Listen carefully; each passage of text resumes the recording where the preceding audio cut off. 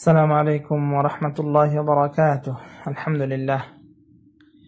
الحمد لله واسع الجود والعطاء، أحمده سبحانه وتعالى حمدا كثيرا طيبا مباركا فيه، وأشهد أن لا إله إلا الله وحده لا شريك له يختص برحمته من يشاء، وأشهد أن نبينا وسيدنا محمدا عبد الله ورسوله خاتم الأنبياء وقدوة الأتقياء. اللهم صل وسلم وبارك على عبدك ورسولك محمد وعلى آله وأصحابه والتابعين ومن تبعهم بإحسان إلى يوم الدين، أما بعد। সম্মানিত শ্রোতা মণ্ডলী, আজ 19 জুলাই 2024 ইংরেজি, 13 মুহররম 1446 হিজরি, মসজিদুল হারামে খুতবা প্রদান করেছেন সম্মানিত শেখ উসামা বিন আব্দুল্লাহ খাইয়াত হাফিজাহুল্লাহ। অন্তরের প্রশান্তি, কলবের প্রশান্তি কিভাবে আমরা অর্জন করতে পারি এবং আমাদের সফলতা কিভাবে আমরা অর্জন করতে পারি সেই বিষয়ে তিনি আলোচনা পেশ করেছেন। সম্মানিত শেখ অত্যন্ত চমৎকারভাবে সংক্ষিপ্ত সময় তিনি আলোচনা করেছেন। যেহেতু আপনারা জানেন যে হারামের খুতবাগুলো খুবই সংক্ষিপ্ত করা হচ্ছে এই দেশের গরমের কারণে।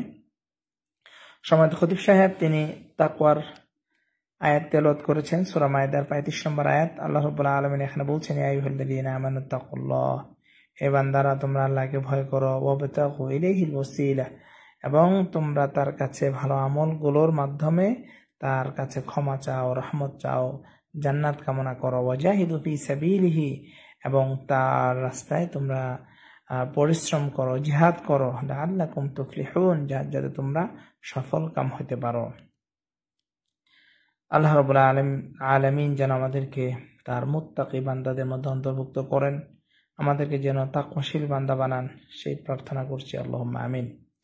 এরপর সম্মানিত খতিব সাহেব বলছেন যে আমাদের কলবের প্রফুল্লতা, আমাদের হৃদয়ের প্রশস্ততা, আমাদের স্বাচ্ছন্দ্যময় জীবন, সুন্দর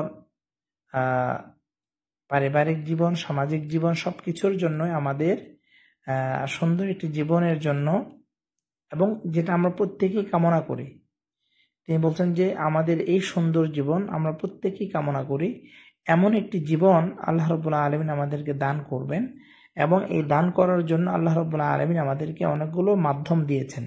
সুতরাং যারা আমরা এই মাধ্যমগুলো অবলম্বন করব, এই মাধ্যমগুলোর মাধ্যমেই আল্লাহ রাব্বুল আলামিন আমাদেরকে সুন্দর একটি জীবন দান করবেন, আমাদের কলবের প্রশস্ততা দান করবেন, আমাদের হৃদয় কিভাবে উৎফুল্ল হবে, আমরা সর্বদাই কিভাবে আল্লাহ রাব্বুল আলামিনের এই বিধানগুলো মেনে আমাদের কলবের স্বাচ্ছন্দ্য আমরা অর্জন করতে পারি, সে বিষয়ে তিনি বলছেন যে এর অন্যতম মাধ্যম হলো যে আল্লাহ রাব্বুল আলামিনের প্রতি আমাদেরকে ঈমান আনতে হবে।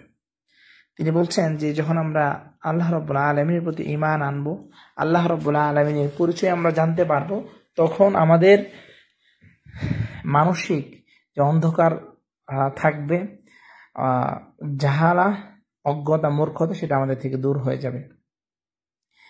সুতরাং আমরা যদি আমাদের সফলতা, সুন্দর জীবন যদি আমরা চাই, তাহলে আমাদেরকে সর্বপ্রথম আল্লাহ রাব্বুল আলামিনের প্রতি যথাযথভাবে ঈমান আনতে হবে।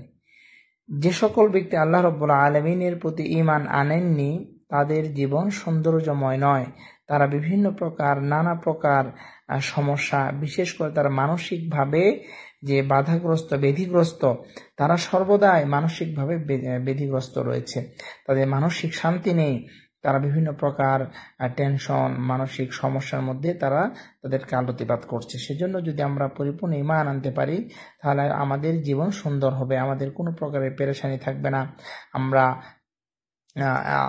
আমাদের দৈনন্দিন যে কাজগুলো হবে সেগুলো যদি কখনো ক্ষতিগ্রস্ত হয়, তবু আমরা এমনভাবে আফসোস করব না যার মাধ্যমে মানুষ নিজেকে ধ্বংস করে ফেলে। কারণ আমি আল্লাহ রাব্বুল আলামিনের পরিচয় জানি, তিনি আমাকে সবকিছু দান করছেন, তার পক্ষ থেকে সবকিছু হয়ে আছে, আমরা তকদীরকে বিশ্বাস করি। সুতরাং এই বিশ্বাস যদি আমরা অর্জন করতে পারি, তাহলে আমাদের জীবনে সফলতা অনেকটুকুই আমরা এর মাধ্যমে আমরা পেয়ে যাব। তিনি বলছেন এরপর আমাদেরকে আল্লাহ রাব্বুল আলামিনের আনুগত্য করতে হবে, তার যে বিধানগুলো রয়েছে সেই বিধানগুলো আমাদেরকে মানতে হবে যথাযথভাবে, দ্বীনের উপর অটল থাকতে হবে। আল্লাহ রাব্বুল আলামিন সূরা নাহলের 97 নম্বর আয়াতে বলছেন, মান আমিলা সালিহান মিন যাকারিন আও উনসা ওয়া হুয়া মুমিন ফালানুহয়িয়ান্নাহু হায়াতান তাইয়্যিবা ওয়া লানাজজিয়ান্নাহুম আজরাহুম বিআহসানি মা কানু ইয়ামালুন।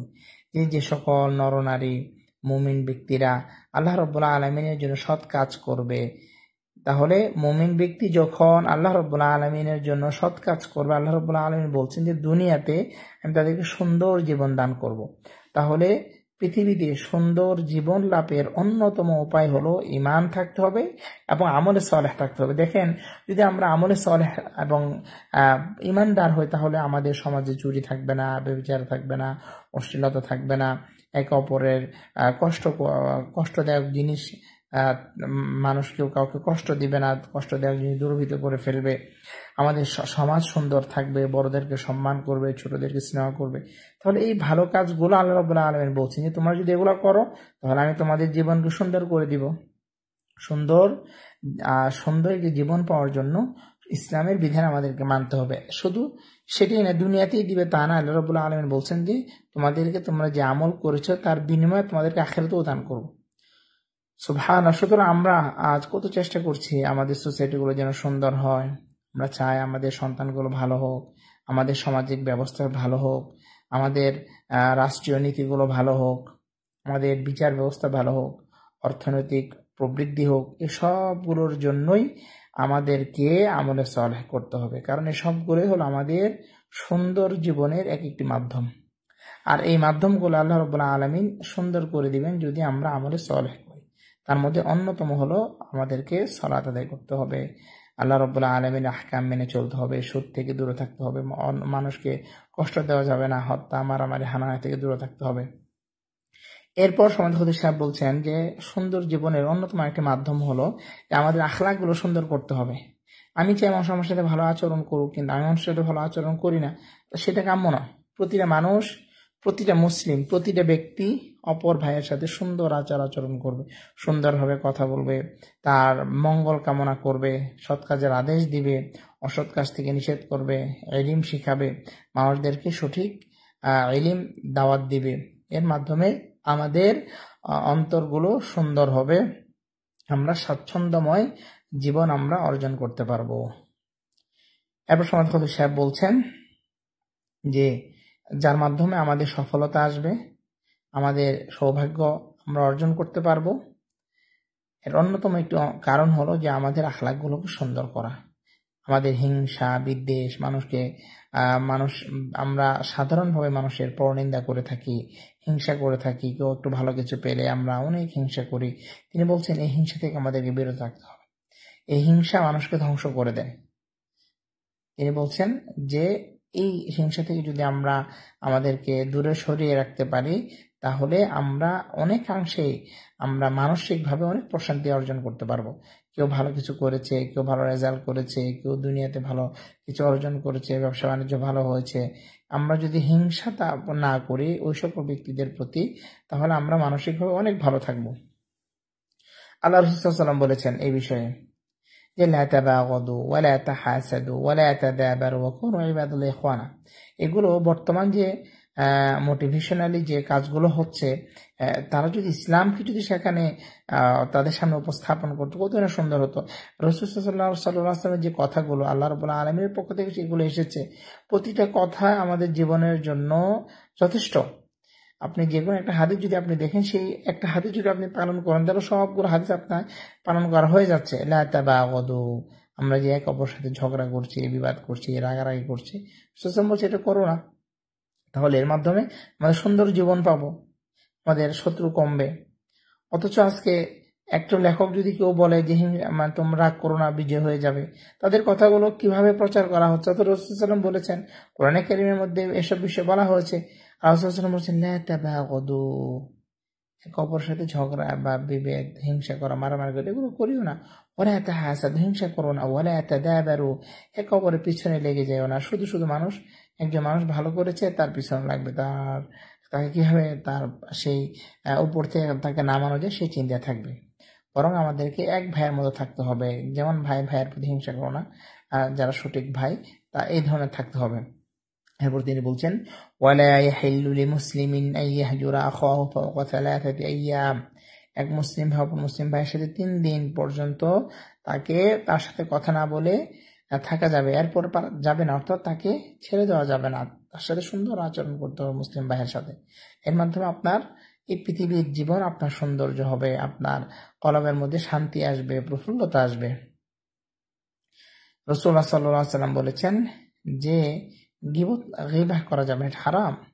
আর গীবার সঙ্গে হলো কি, যিকরুকা আখাকা বিমা ইয়াকরাহ, যে তোমার ভাই তোমার বন্ধু যে বিষয় অপছন্দ করে সেই বিষয়ে আলোচনা করাটাই হলো গীবা করা, যদি সেটা তার মধ্যে থাকে।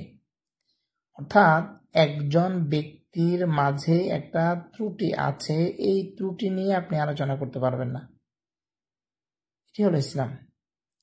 তার ত্রুটি আছে, এই ত্রুটি নিয়ে আলোচনা করার জন্য আপনাকে দায়িত্ব দেওয়া হয়নি, আপনি কেন তার ত্রুটি নিয়ে কথা বলবেন? রাসূলুল্লাহ সাল্লাল্লাহু আলাইহি ওয়াসাল্লাম বলছেন যে যিকরুকা আখাকা বিমা ইয়াকরাহ, সেটা হারাম।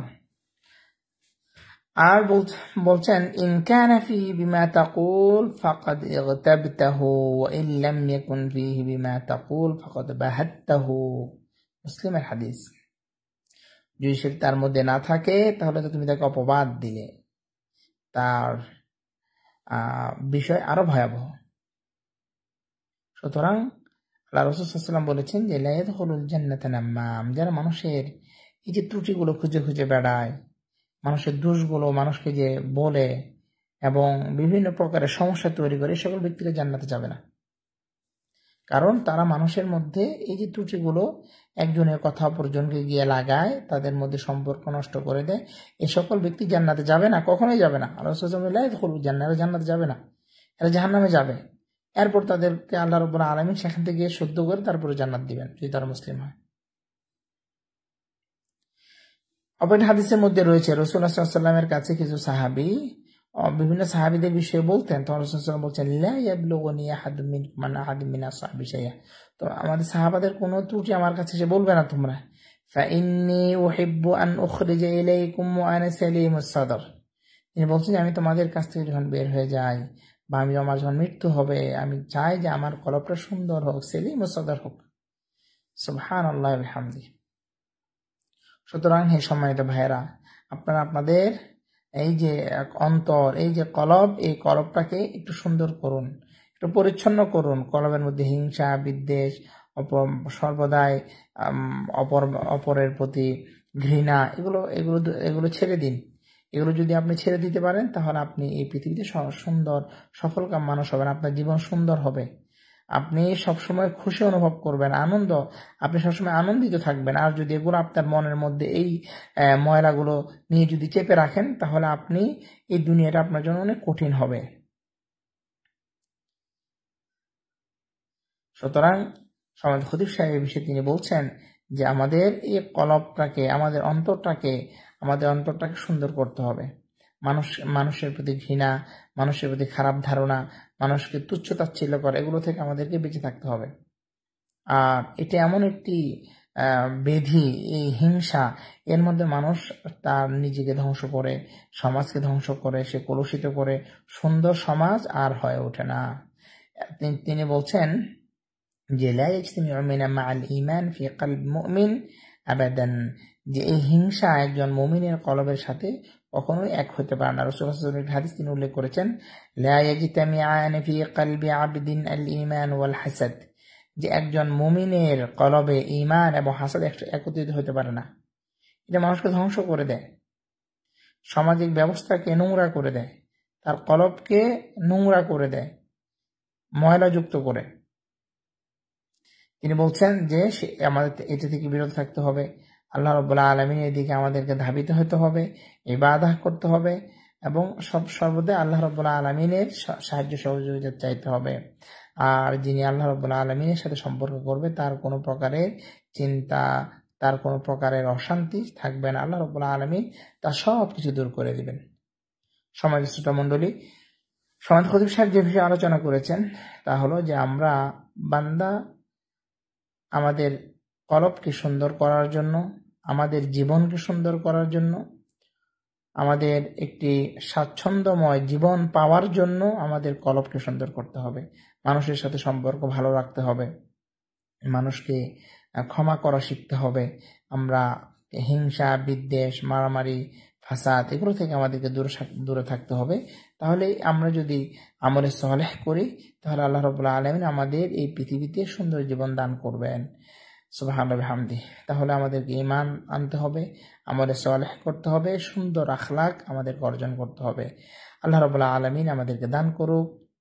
তা আল্লাহ রাব্বুল আলামিনের কাছে আমরা কামনা করছি, দোয়া করছি তিনি যেন আমাদেরকে এই দুনিয়াতে সুন্দর জীবন দান করেন এবং আমাদের মৃত্যুর পরে যেন তিনি আমাদেরকে জান্নাত দান করেন। আল্লাহুম্মা আমিন। ওয়া সাল্লাল্লাহু আলা নবিয়িনা মুহাম্মদ ওয়া আলা আলিহি ওয়া সাহবিহি আজমাইন। আসসালামু আলাইকুম ওয়া রাহমাতুল্লাহি ওয়া বারাকাতুহু।